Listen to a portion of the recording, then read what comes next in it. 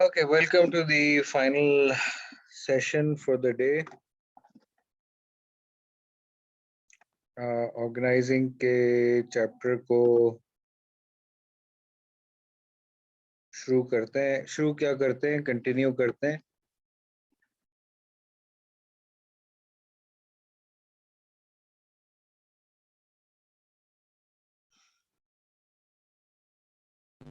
Sir आपसे एक बात पूछनी थी।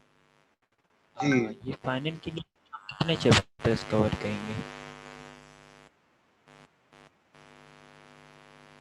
देखिए फाइनल अगर 21 जून से शुरू है तो हमारे पास कितनी क्लासें फिर रह जाएंगी? तकरीबन 1 महीना है, तो 4 क्लासें हमारी होंगी, ठीक है ना? तो उसमें ये प्लानिंग, ऑर्गेनाइजिंग, लीडिंग, कंट्रोलिंग के 4 चैप्टर ये हो गए। और चैप्टर शुरू के कौन से थे, कितने थे? ये स्क्रीन तो अब आपको नजर आ रही है ना?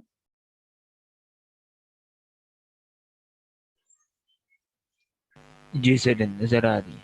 हाँ, तो चैप्टर 1 हमने कर लिया, 2 कर लिया, और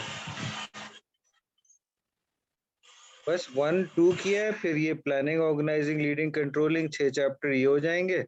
और जो सेशन बचेंगे तो उसमें फिर मैं कुछ एडवांस टॉपिक जो है वो मुख्तलिफ चैप्टर्स के जो है वो कर लूँगा।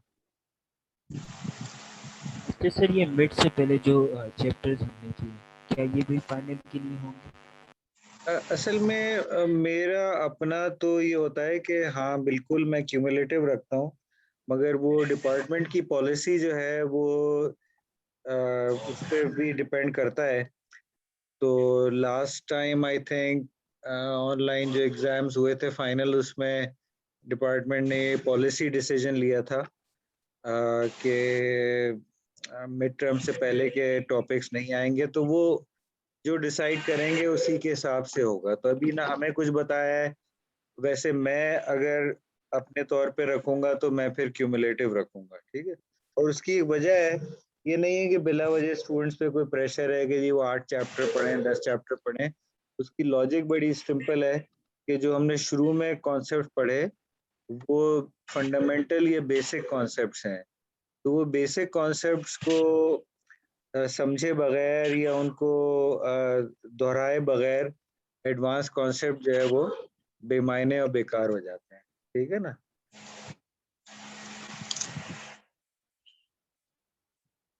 अच्छा, किसी ने ग्रुप पे पूछा था कि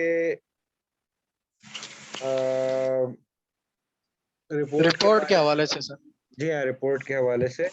तो देखें रिपोर्ट डाल चिकन 15 रुपए की चिप डाल इसमें। 15 रुपए की क्यों, 20 रुपए कर ले या 10 रुपए के।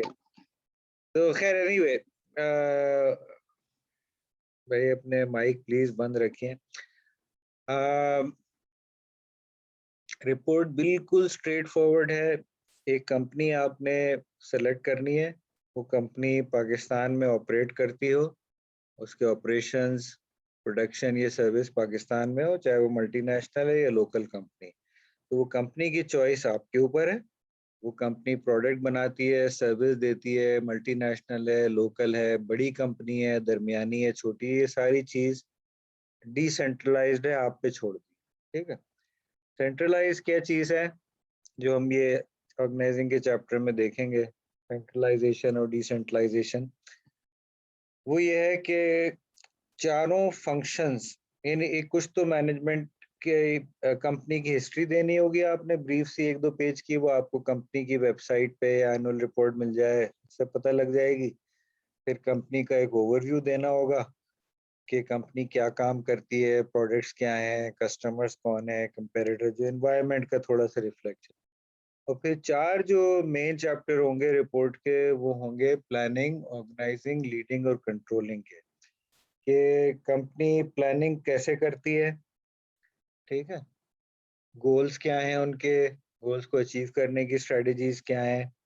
ऑर्गेनाइजिंग में हम देखेंगे कि ऑर्गेनाइजेशनल स्ट्रक्चर क्या है उनका। और डिपार्टमेंट्स की बुनियाद पे बने हुए हैं जो ऑर्गेनाइजेशन डिज़ाइन के एस्पेक्ट्स हैं।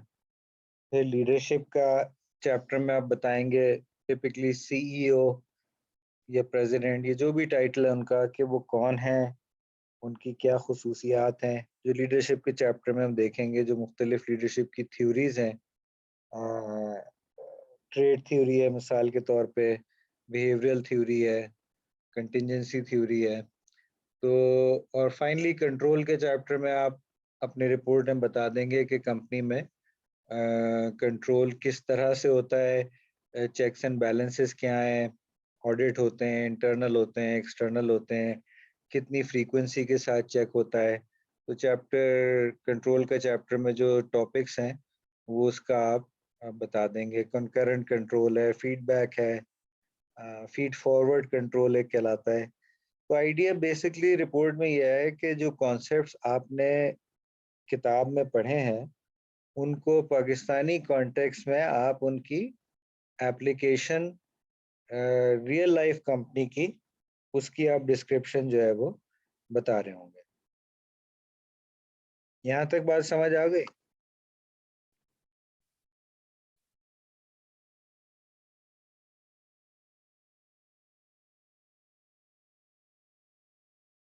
हेलो?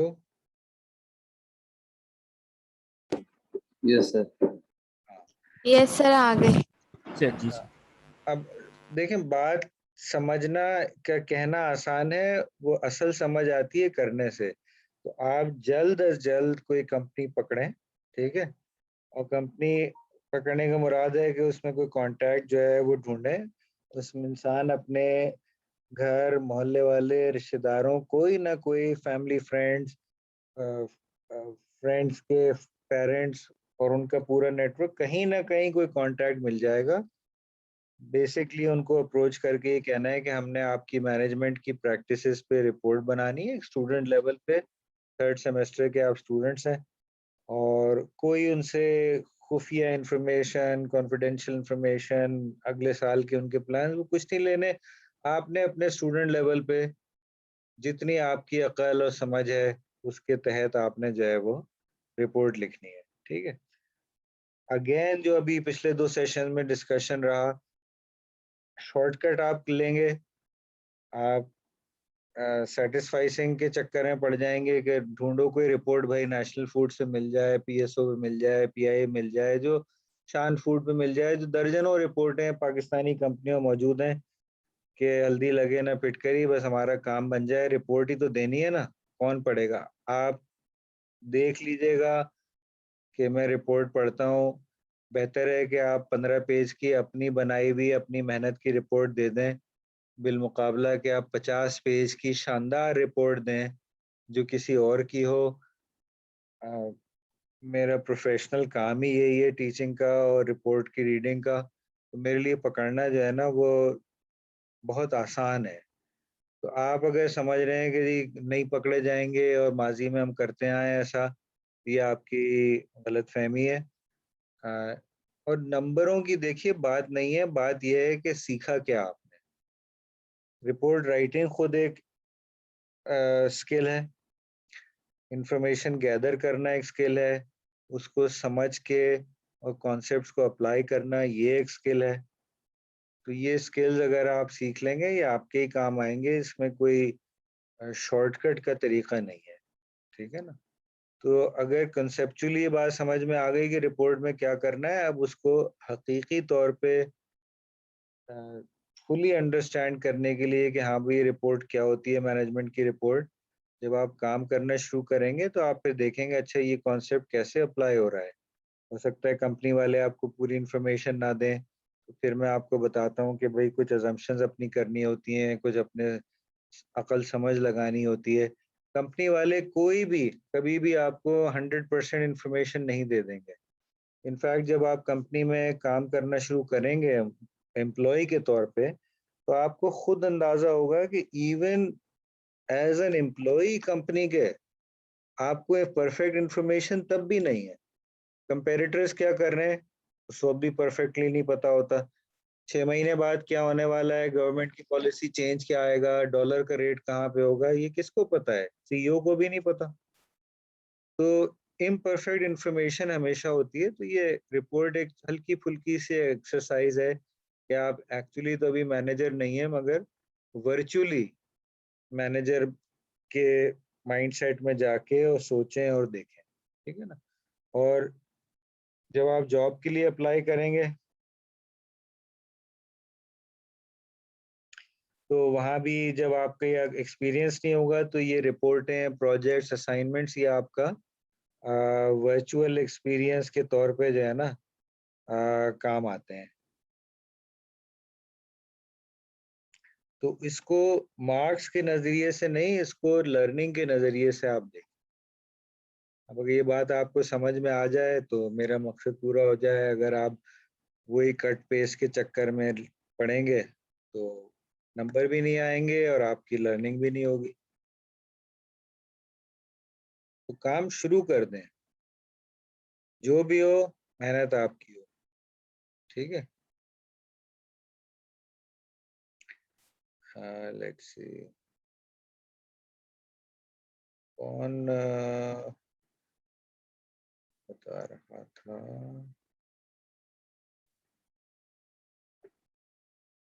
हाँ, वो सवाल आधा रह गया था जिनके जो जलाल ने सवाल पूछा था।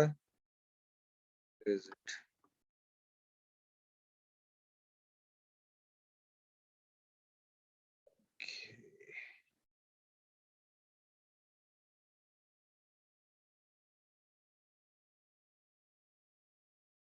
अच्छा, माजबीन इस सेशन में है नहीं अभी, वरना वो उनसे सवाल पूरा कर लेते कि एग्जाम से पहले कैसे तैयारी उन्होंने की है, नहीं जो रिव्यू का पार्ट होता है।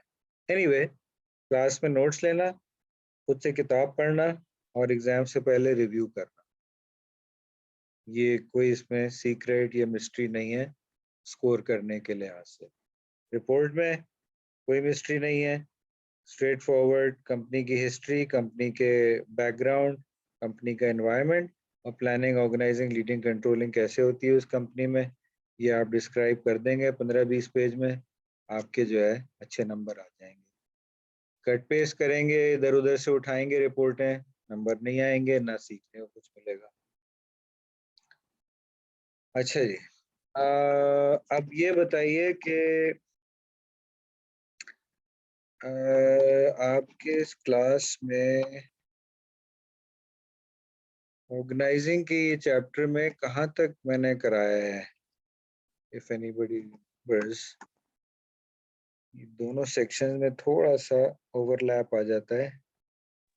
ये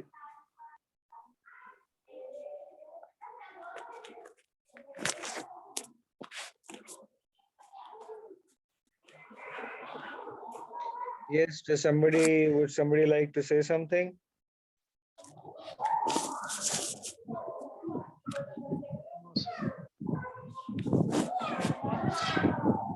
Umar, Somebody's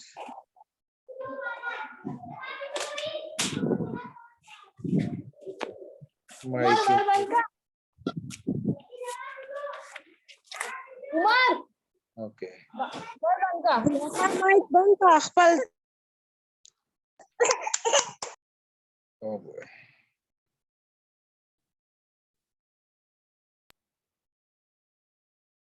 अच्छा, खैर, तो आप चाहें तो अपना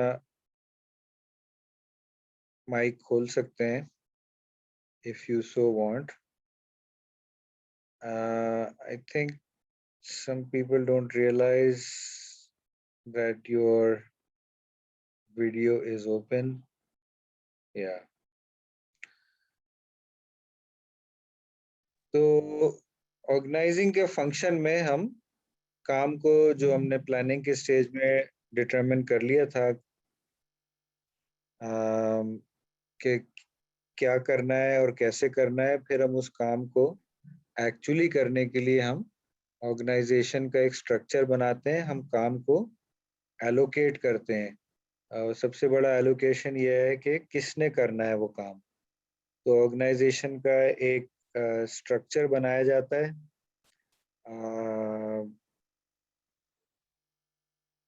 ऑर्गेनाइजेशन चार्ट की शक्ल में,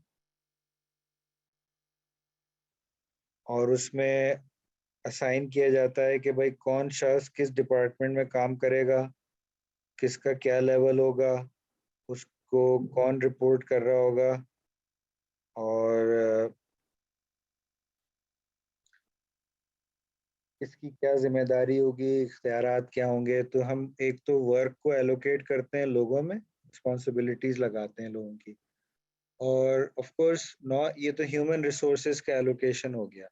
उसके अलावा जो नॉन ह्यूमन रिसोर्सेज हैं, मशीनरी हो गई, लैंड हो गया, कैपिटल हो गया, टाइम हो गया, उसको भी एलोकेट किया जाता है। तो human and non human resources की एलोकेशन जो है वो ऑर्गेनाइजिंग फंक्शन में जो है वो आता है। अगेन ध्यान में रखिएगा कि ये चारों फंक्शंस, प्लानिंग, ऑर्गेनाइजिंग, लीडिंग और कंट्रोलिंग, ये मैनेजमेंट के फंक्शंस हैं, विच बेग्स द क्वेश्चन कि एक्चुअली काम कौन कर रहा है। तो वो क्लास में मैं आपको बता चुका हूँ कि प्लानिंग की, ऑर्गेनाइजिंग की, लीडिंग की, कंट्रोल फंक्शन में हम देख रहे हैं कि वो काम जो होना था वो हुआ या नहीं हुआ। तो द बिग क्वेश्चन इज कि वो काम हुआ किस बीच में, वो कौन सा फंक्शन है जिसमें काम एक्चुअली हो रहा है। तो वो कोई भी फंक्शन नहीं है जिसमें एक्चुअली काम हो रहा है। यानी मैनेजर्स का जो काम है वो एक्चुअली इम्प्लीमेंटेशन वाला नहीं है। आप सोचें तो प्लानिंग, ऑर्गेनाइजिंग, लीडिंग, कंट्रोलिंग, ये ज्यादातर कंसेप्चुअल काम है, सोचने के, समझने के, हिदायत देने के। एक्चुअल काम जो है वो नॉन मैनेजरियल एम्प्लॉयज ने करना है। ये मैं एक जनरल बात कर रहा हूँ, इसमें ये मतलब नहीं है कि मैनेजर हाथ पे हाथ धरे बैठे हुए। उनके काम की नौइयत मैनुअल काम की नहीं है, ठीक है ना। उनके काम है सोचना, समझना, फोरसी करना, एनवायरनमेंट का एनालिसिस करना, सही सिम्त को जो है बताना, स्ट्रेटेजी बनाना। काम जो है वो नॉन मैनेजरियल एम्प्लॉयज ने करना है, और फिर मैनेजर का रोल आ जाता है कि देखना कि जो नॉन मैनेजरियल एम्प्लॉयज ने काम किया वो सही किया या नहीं किया। हाँ, मैनेजर्स की अपने भी लेवल्स हैं। तो जो हायर लेवल का मैनेजर है वो नीचे वाले लेवल के मैनेजर्स को देखेगा कि उन्होंने वो काम सही किया या नहीं सही किया, ठीक है ना। तो ऑर्गेनाइजेशन को जब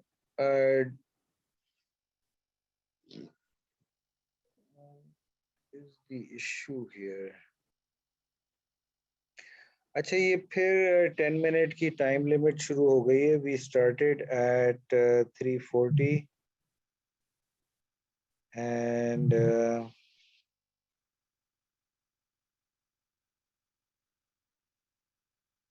this is going to end in 10 minutes. तो ये तो 30 मिनट का ही सेशन हो रहा है। तो हमें 10 मिनट्स काफी है सर। अच्छा, इसका तयन जो है ना कि काफी है या नहीं है, वो मैं करूंगा, वो आप नहीं करेंगे। अगर आपको क्लास में नहीं ठहरना है आप छोड़ जाएं, ठीक है। जो जिसने भी ये बात कही है, कितना पढ़ाना है कि नहीं पढ़ाना है, ये आज भी टॉपिक हम एक करेंगे। सेंट्रलाइजेशन, ये सेंट्रल डिसीजन है कि 40 मिनट्स के 3 सेशंस होंगे। वो डिसीजन मेरा भी नहीं है ना आपका है। आज के लिए काफी है। फिर तो क्लासें भी छोड़ने हैं, किताब भी छोड़ने हैं, सब पढ़ने की जरूरत ही नहीं है, ठीक है ना। आई नो कि ये बड़े इंटेंस और लॉन्ग सेशन हो जाते हैं। आपका अगर सुन सुन के दिमाग बंद हो रहा है तो मेरा बोल बोल के हो रहा है। 2 घंटे आप मुझे बोल के दिखा दें, पढ़ा के, ठीक है। तो 10 मिनट्स का एक सेशन वो एक्सटेंड करना पड़ेगा ताकि यूनिवर्सिटी की 40 मिनट की रिक्वायरमेंट जो है वो पूरी हो जाए जब ये सेशन खत्म हो जाएगा, अनफॉर्चुनेटली। एनीवे, तो ऑर्गेनाइजेशन का स्ट्रक्चर डिजाइन करने के लिए 6 एस्पेक्ट्स होते हैं, 6 एलिमेंट्स होते हैं। हाँ, ठीक है, क्विट कर गए जो भी थे। वो वर्क स्पेशलाइजेशन है पहला, फिर डिपार्टमेंटलाइजेशन है, ये मैंने रेड में नंबर किए हुए हैं। चेन ऑफ कमांड है, स्पैन ऑफ कंट्रोल है, सेंट्रलाइजेशन एंड डिसेंट्रलाइजेशन है और फॉर्मलाइजेशन है। छठे को मैंने अभी नंबर नहीं किया है, वो जब हम उस पर आएंगे तो कर लेंगे। ठीक है, तो ऑर्गेनाइजेशन के स्ट्रक्चर को आप बना रहे हैं, उसके लिए 6 एस्पेक्ट्स हैं, 6 पहलू हैं जिसको जो है वो देखा जाएगा। अब जब आप ऑर्गेनाइजिंग का सेक्शन को जो है रिपोर्ट में डाल रहे होंगे तो उसमें ये 6 के 6 जो एस्पेक्ट्स हैं इनको आप इंडिविजुअली स्टडी करके उसका लिंक जो है आप वो बता सकते।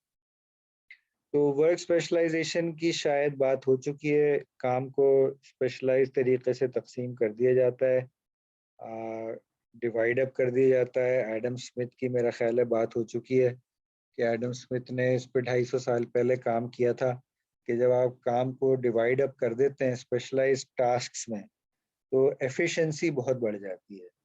एफिशिएंसी का कॉन्सेप्ट चैप्टर 1 में हमने किया था, आउटपुट ओवर इनपुट है। तो इनपुट जो है टाइम है, लेबर है, लैंड है, कैपिटल है, ये सारी चीज़ें हैं, और आउटपुट जो है आपका रेवेन्यू है, प्रोडक्ट है, सेल्स हैं, सारी चीज़ें हैं। तो काम को आप तकसीम कर दें तो एफिशिएंसी जो है बढ़ जाएगी। ये पहला उसूल है ऑर्गेनाइजिंग, पहला फैक्टर है। जब स्पेशलाइजेशन आप कर लेंगे तो स्पेशलाइजेशन की बुनियाद पे डिपार्टमेंट बन जाएंगे आपके, जैसे कि अगले पेज पे दिया हुआ है, पेज 386 पे 5 ये मेजर तरीके हैं डिपार्टमेंट बनाने के और स्पेशलाइजेशन की बुनियाद पे बन रहा है। पहला जो तरीका है डिपार्टमेंट बनाने का वो है फंक्शनल। तो ये तो आपको हर कंपनी में मिलेगा कि फंक्शनल ये प्लानिंग, ऑर्गेनाइजिंग, लीडिंग, कंट्रोलिंग वाले फंक्शन नहीं है, वो तो हर मैनेजर करता है। ये accounting, finance, marketing, manufacturing, sales, research, supply chain, इस किस्म के फंक्शंस हैं। तो फंक्शंस की बुनियाद पे स्पेशलाइजेशन की और वो फिर डिपार्टमेंट्स उन स्पेशलाइजेशन ऑफ फंक्शंस की बुनियाद पे बना दिया।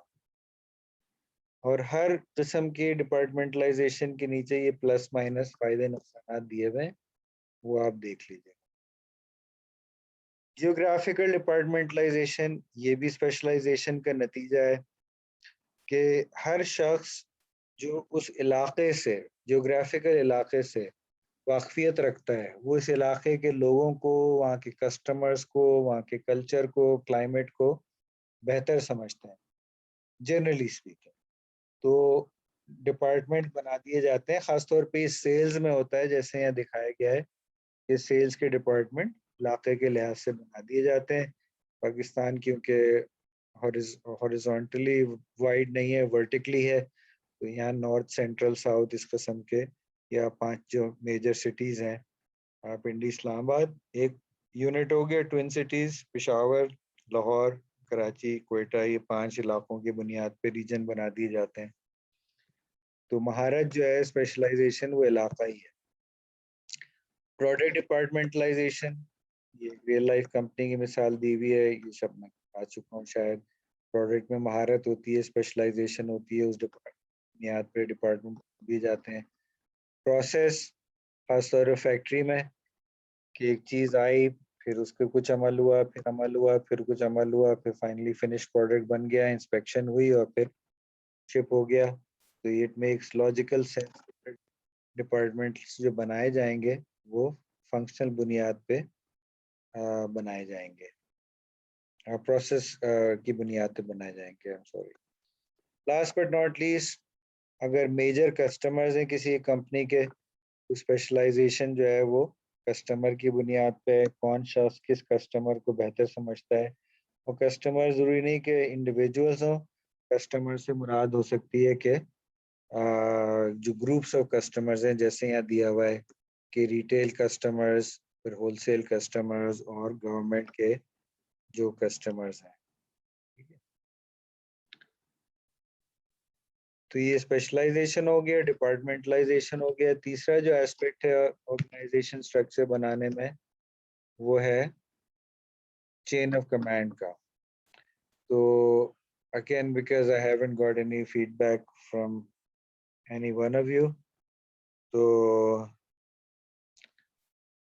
चेन ऑफ कमांड चेन की कॉन्सेप्ट को लेके लिया है, लिंक से लिंक जुड़ा हुआ है, कौन किसे रिपोर्ट कर रहा है, कौन किसका बॉस है, कौन किसका सबऑर्डिनेट है, अथॉरिटी और रिस्पॉन्सिबिलिटी की एक पूरी चेन है जिसको आप फॉलो कर सकते हैं ये देखने के लिए कि हाँ भाई काम जो होना था वो अगर नहीं हुआ है या हुआ भी है तो वो किसने किया है, और नहीं हुआ तो किसने नहीं किया अपना काम, उसके नीचे वालों ने नहीं किया या ऊपर वालों ने अपना सही काम नहीं किया।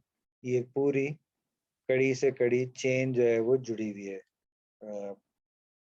कमांड की, इख्तियारात की। हर जो पोजीशन है ऑर्गेनाइजेशन चार्ट में, और अगेन रिपोर्ट के हवाले से आपको ऑर्गेनाइजेशन चार्ट अपनी कंपनी का बनाना होगा, और उसके लिहाज से अब बना बनाया भी मिल सकता है आपको, हो सकता है वेबसाइट पे हो, एनुअल रिपोर्ट में हो, या बना बनाया नहीं अगर मिलता है तो हो सकता है आपको खुद बनाना पड़े कंपनी से पूछ के उनका ऑर्गेनाइजेशन चार्ट, वो माइक्रोसॉफ्ट वर्ड में या पावर पॉइंट में बनाया जा सकता है।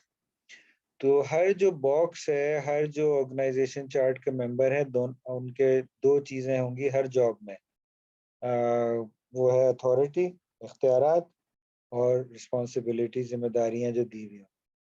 तो ये क्लास में भी मेरा ख्याल है हम कर चुके हैं कि अथॉरिटी और रिस्पॉन्सिबिलिटी बराबर होनी चाहिए वरना गड़बड़ हो जाती है। यूनिटी ऑफ कमांड है इसी से लिंक्ड, चेन ऑफ कमांड से कि एक शख्स का एक बॉस होगा। और फाइनली स्पैन ऑफ कंट्रोल, ये भी मेरा ख्याल है हम कर चुके हैं, नहीं किया हो तो मुझे बता दीजिएगा। सेंट्रलाइजेशन और डिसेंट्रलाइजेशन मेरा ख्याल है नहीं किया था। तो सेंट्रलाइजेशन जो है वो जैसे मरकज का लफ्ज दिया जाता है कौमी सतह पे। सर स्पैन ऑफ कंट्रोल भी नहीं किया था हमने।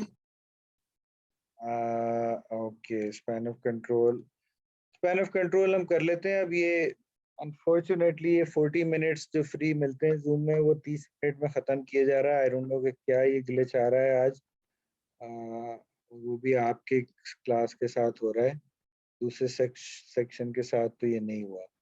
तो ये सेशन ख़त्म होते ही एक 10 मिनट का सेशन हमें रखना पड़ेगा जिसमें स्पैन ऑफ कंट्रोल फिर हो जाएगा, फिर बाकी जो है वो नेक्स्ट वीक इंशाल्लाह हम कर लेंगे। ये 40 मिनट की रिक्वायरमेंट पूरी करनी है, डिपार्टमेंटल रिक्वायरमेंट है। सर ये भी जब से फाइनल का स्टार्ट हुआ है तो इसमें हमने सिर्फ अभी तक यही एक चैप्टर कवर किया।